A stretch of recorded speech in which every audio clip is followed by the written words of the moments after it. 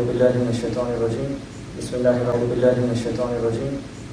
الرحمن الرحيم الحمد لله والصلاة والسلام على رسول الله وعلى آله وصحبه أجمعين رب اشرح لي صدري ويسر لي أمري واحلل عقدة من لساني يفقهوا قولي. Jazakallah khair, Brother Nahid, for giving me this opportunity today to give a lecture here today. Now, it's good that you've given me only 20 minutes because my laptop is about to actually run out of charge, so I don't think it'll last more than 20 minutes anyway. So I'll be brief.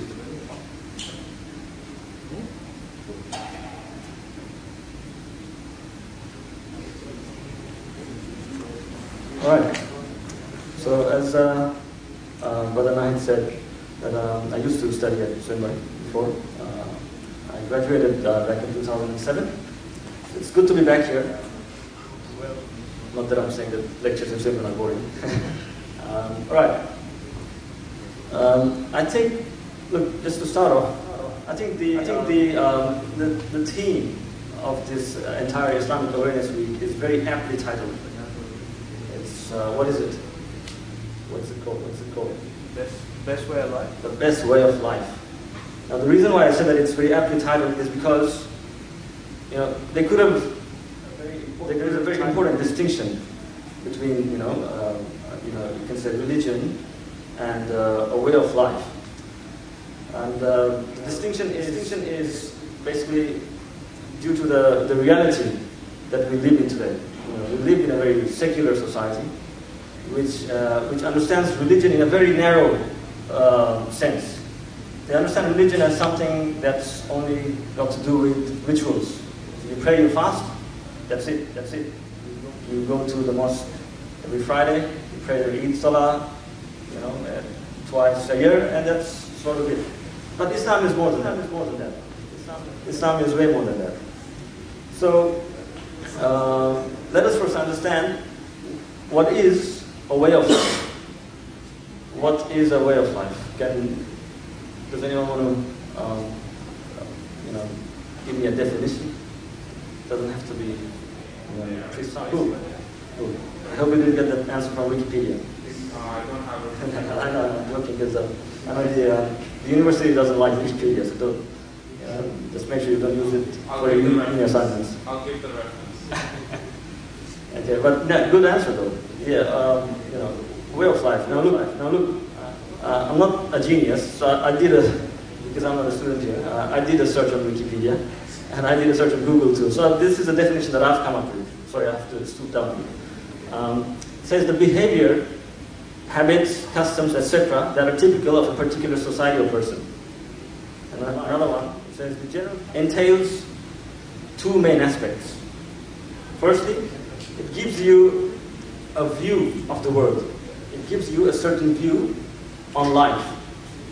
And secondly, it gives you a way to manage the affairs of humanity, basically. So both individual and societal, how to manage your affairs.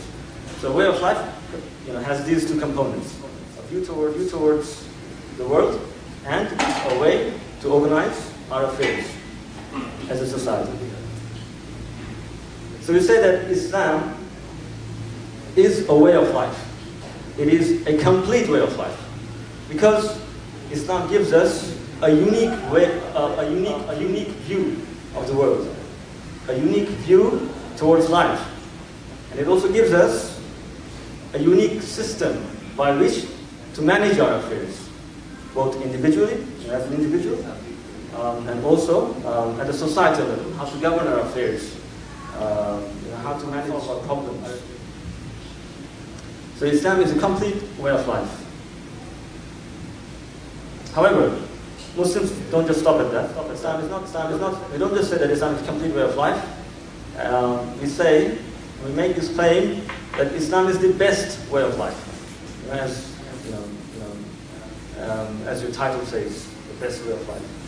The title of the Islamic Awareness Week.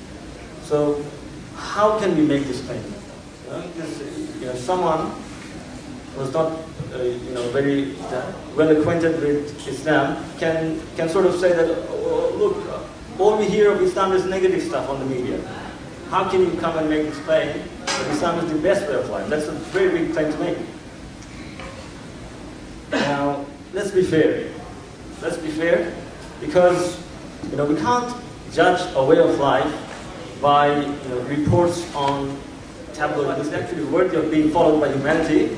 To judge it, you need to look at those two aspects, which is the view that it gives you of life, of this world, and also whether this way of life gives you a comprehensive system to solve all our problems. So you look at these two aspects, you analyze these two aspects of the way of life, and that's how you judge a way of life. So not by media reports, not by what some tabloid newspaper says. So, as I said, Islam does give us a unique way, a unique view towards the world, and towards this life. And the strength of Islam, though, is that it gives us life is a very rational view. It is a rational view. It gives us a very rational worldview. So our belief is not just blind faith. It's not just blind imitation of our forefathers or our society or our friends or whoever. Rather, the Islamic view towards life, towards man, towards the universe is built upon a very rational foundation. All our problems. Now let us look at these two aspects of Islam. Firstly, I'll just read a few translations, a couple of verses from the Quran. In Surah At-Tur, Allah subhanahu wa ta'ala says, in rough English translation, or were they created out of naught? Or are they the creators?